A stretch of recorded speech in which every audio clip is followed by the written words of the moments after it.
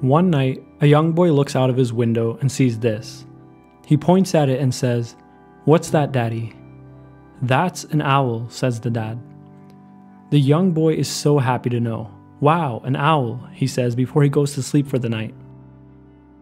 The next morning, he looks out the window, points at this bird, and says, "Look, Dad, an owl." "No, son, that's actually a sparrow," says the dad. As the kid grows up, he continues to see lots of things that can fly and learns different labels for them. This one's a bat and this one's a plane. They can all fly, but two of them are birds, one of them is a mammal, and one is a mechanical device. In essence, the boy learns to create categories around things in a way that is meaningful. It's important and useful that he can communicate the difference between an owl and a plane. Let's say I showed you these two colors. What colors would you say they are? Red and blue, right? But what if I showed you these two colors? Would you not say red and blue? They might be a different shade from the last two colors, but it's not meaningful for you to make that categorical distinction at this point in time. I want to share one more example that I used in my "Why Focusing is So Hard" video. Normally you see a glass as a household object that is used to drink liquids out of. But if you got into a fight at a bar, the glass switches categories from that of a liquid carrier to that of a weapon. At every single moment in your life, you're drawing a mental boundary around things and grouping things into categories. The most important thing you'll ever do in life is decide when and how, or how not to draw these lines.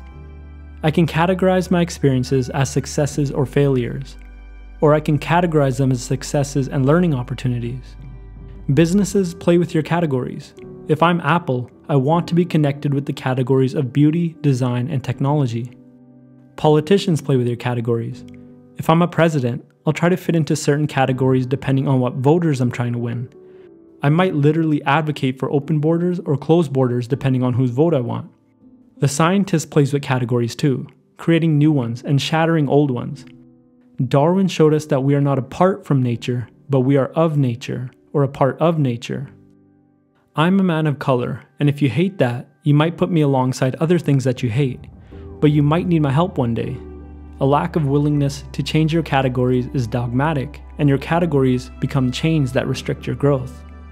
On the other hand, your categories may change so wildly that they become meaningless, and without something to anchor you, you fall into an endless abyss.